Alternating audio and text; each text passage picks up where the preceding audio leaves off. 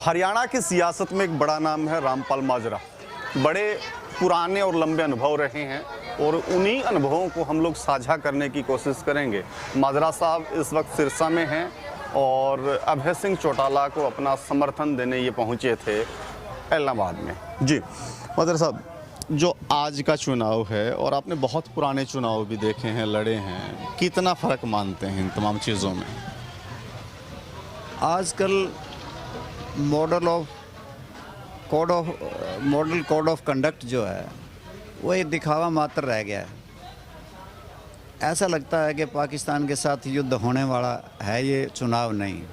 इसमें military forces को, CISF को, पैरामिलिट्री फोर्सेस को, आपके हरियाणा पुलिस को इस प्रकार से लगाया गया है कि एक एक कैंडिडेट के साथ सैकड़ों चल रहे हैं। जब भी गांव में जाते हैं, भाजपा जजपा हलोपा के उम्मीदवार या उनके भाई बंद या उनके सगे संबंधी, तो ये मान के चलो उस गांव को एक किस्म की छावनी में बदल दिया जाता है। और इतने भारी खर्चे पहले नहीं होते थे जो आज हो रहे हैं। मैं समझता हूँ कि आज के चुनाव बहुत महंगे हो गए हैं और सरकार की तरफ से इनका बहुत दुरुपयोग साधनों का किया जा रहा है। जो मॉडल कोड ऑफ कंडक्ट की धज्जियाँ उड़ाई जा रही हैं और आचार संहिता कहीं पे भी लागू नहीं है। सरकारी मशीनरी का दुरुपयोग एक शब्द बार बार सुना करते, सेना का दुरुपयोग भी शायद होने लगा है, हम लोग ये कहें।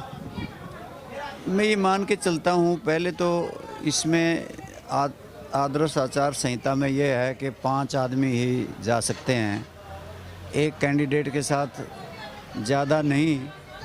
परंतु यहाँ तो सैकड़ों लोग चल रहे हैं और सैकड़ों पैरामिलिट्री फोर्सेस हैं, उनके साथ न जले कितना बड़ा अमला जमला है।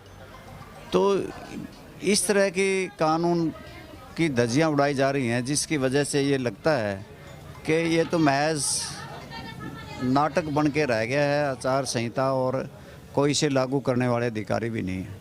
इस चुनाव को किस नज़रिए से आप देखते हैं? क्यों आपने फैसला लिया कि अभय सिंह चौटाला को ही हमें जा कर के मदद करनी चाहिए इस चुनाव में? ये चुनाव अभय सिंह चौटाला ने, किसान संगठनों का जब आंदोलन शुरू हो गया तो उन्होंने कहा कि हमें कोई अगर अपनी सपोर्ट करना चाहे तो अपने पद से इस्तीफ़ा दे कर के आए। उन्होंने ठीक इसी प्रकार से हरियाणा विधानसभा से त्यागपत्र दिया कि कृषि के काले कानून, जिससे लगता है कि मंडियां ख़त्म हो जाएंगी, न्यूनतम समर्थन मूल्य नहीं रहेगा और गरीब के राशन पे डाका डलेगा, बेरोज़गारी बढ़ेगी, महंगाई बढ़ेगी। और इतना ही नहीं, जहाँ केंद्र की सरकार ने ये कानून बनाए, वहीं पे केंद्र की सरकार ने इस प्रकार का वायु गुणवत्ता के लिए भी एक ऐसा लेके आए कि उसको ठीक रखने के लिए अगर कोई पराली घास फूस फूकेगा तो उस पर 1 करोड़ रुपये जुर्माना, 10 साल की कैद हो जाएगी। और इतना ही नहीं कि हरियाणा सरकार ने भी जड़े पे नमक छिड़क दिया कि भूमि अधिग्रहण अधिनियम बनाया, जिसमें संशोधन कर दिया गया। 70% किसानों की सहमति का प्रावधान था, उसे ख़त्म कर दिया और सरकार ने सीधे ही ज़मीन को अधिग्रहण करने का प्रावधान कर दिया। किसी की सहमति की ज़रूरत नहीं है। ये आज लोग कहते हैं कि न्यूनतम समर्थन मूल्य आज भी है, कल भी है, रहेगा, परंतु नहीं है। आज बाजरे का रेट किसानों को केवल 1100 रुपये मिल रहा है। 600 रुपये अगर भावांतर भी दे दिया जाए तो उसके बाद 1800 रुपये, 1700 रुपये हो जाएगा। तो 1700 रुपये होगा तो रेट तो 2250 रुपये है न्यूनतम समर्थन मूल्य। तो 550 रुपये प्रति क्विंटल का नुकसान सीधा किसान को होगा। और भावांतर देने का मतलब ये है कि इसका मतलब सरकार ये मानती है कि न्यूनतम समर्थन मूल्य नहीं मिलता। धान उत्पादक किसानों को भी इसी प्रकार से ना तो आज न्यूनतम समर्थन मूल्य मिल रहा है। 300-400 रुपये प्रति क्विंटल के हिसाब से नमी के नाम पे, काला पीला दाना के नाम पे काटा जा रहा है। और आज डीएपी खाद नहीं है। आपको पता है किस प्रकार के जटिल व्यवस्था कर दी गई है। अगर किसानों को ट्यूबवेल के कनेक्शन लेने हैं कि किसान खंभे के पैसे भी जमा कराएगा, तार का पैसा भी जमा कराएगा और ओसवाड़ कंपनी है करनाल की, उससे मोटर लेगा। और पहले एक लिबर्टी किसान को होती थी, वो मोटर कहीं से भी खरीद सके, परंतु नहीं, सरकार ने इस प्रकार के कर दिया प्रावधान के कभी 6 फर्मों को दे देते हैं, कभी 5 को दे देते हैं, कभी कल्ली एक फर्म जो ओसवाल कंपनी की है करनाल की को दिया गया। यानी कि इन्होंने कोई भी व्यवस्था ठीक नहीं रखी गई, जिसकी वजह से आज आम आदमी महंगाई की मार से भी पूरा तंग है। आप ये देख लें कि पेट्रोल का, डीजल का, रसोई गैस के दाम जहाँ निरंतर बढ़ते हैं, रोड़ी, बजरी, सीमेंट, सरिया, लोहा महंगे हो जाते हैं, आम आदमी का जीवन चलाना ही बहुत मुश्किल हो गया है।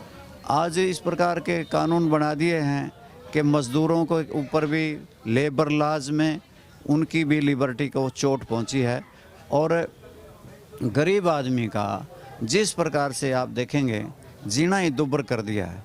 जब से भारतीय जनता पार्टी की सरकार के साथ जज़्बा मिली है, जज़्बा ने हरियाणा प्रदेश में जीरो टॉलरेंस की जो ये बात करते थे करप्शन की, वो ख़त्म कर दी। लूट मिची हुई है। ठेके, जिस प्रकार से ठेके छूटते हैं आपके पीडब्ल्यूडी के, पहले से बुक हो जाते हैं। कम से कम हरियाणा प्रदेश के पीडब्ल्यूडी के ठेकेदारों से हज़ारों करोड़ रुपया बुक करने के लिए, किसी भी काम को बुक करने के लिए लिया जाता है। और रजिस्ट्री घोटाला हुआ, उसको दबा दिया गया। शराब घोटाला हुआ, जिसकी रिपोर्ट तक भी आ गई थी, उसको दबा दिया गया। और धान घोटाला हुआ, उसे दबा दिया गया। आपके सामने है कि 28 से ज़्यादा पेपर लीक हो चुके हैं। एक एक पेपर 1-1 करोड़ रुपए का बिका है, उसको दबा दिया गया।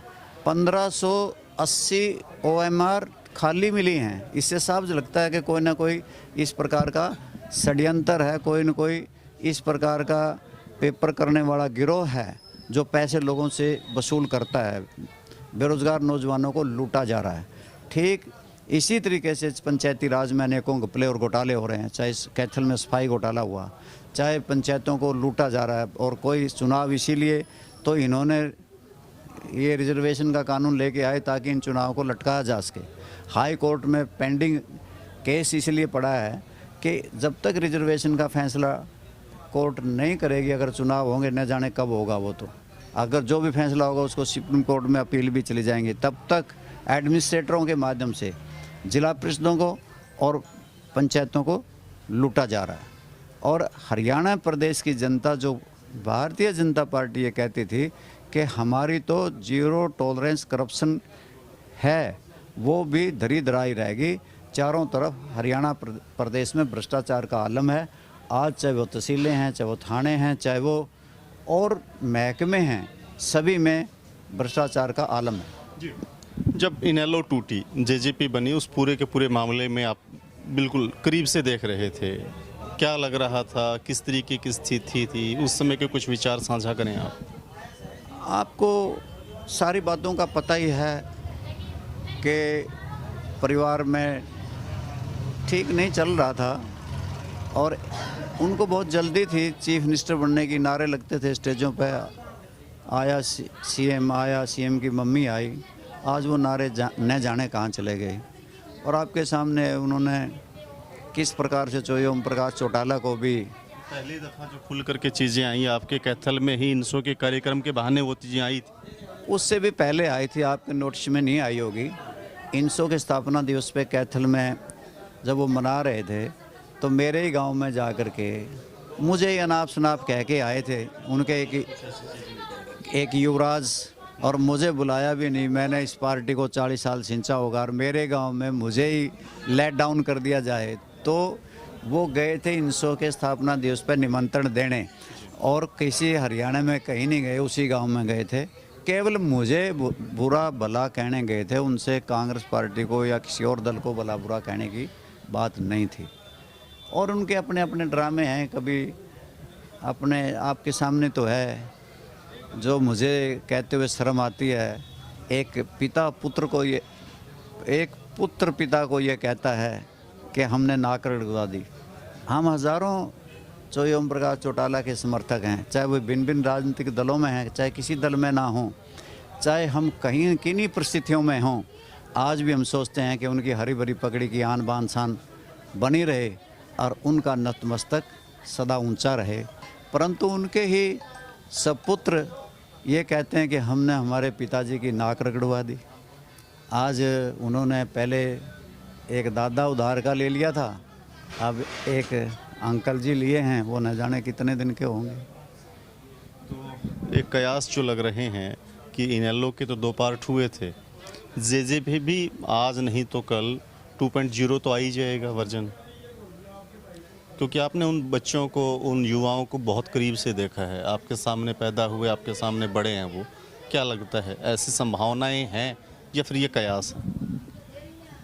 ये तो सारी बातें समय के गर्म में हैं और समय न जाने क्या करवा दे। हमें ये पता ही नहीं था कि कभी इंडियन नेशनल लोकदल भी 2 हो जाएंगी या इस प्रकार से भी होगा और हमें भी इनसे किनारा करना पड़ेगा। जब परिवार आपस में लड़ रहा था, मैंने एक पहले भी लड़ाई देख चुका था। मैंने चंडीगढ़ में बात कह दी थी जिसकी वजह से वो बुरा भी माना था। मैंने कह दिया था कि हमारी पहली सरकार में हमने चौधरी ओम प्रकाश चौटाला और चौधरी रणजीत सिंह की लड़ाई देखी है। इसमें नेताओं का तो कोई नुकसान नहीं होता, परंतु लाखों कार्यकर्ताओं का नुकसान हो जाता है। हालांकि सच भी यही है। सच तो यही थी, परंतु मेरे से इस बात का बुरा मान के उसी दिन कैथल में आके प्रेस कॉन्फ्रेंस युवराज ने की थी। और आज जो नुकसान हुआ इसका जनता को और कार्यकर्ताओं को बहुत नुकसान हुआ है। बहुत से लोकदल पार्टी के जान न्यौछावर करने वाले कार्यकर्ता आज बहुत मायूस हैं, घर बैठे हैं और उनको किसी प्रकार की अपने जीवन की आगे की सुध नहीं रही है, वो बेसुध हो गए हैं और उसका मुख्य कारण यही लोग हैं। बहुत बहुत शुक्रिया सर आपका कीमती वक्त लेने के लिए।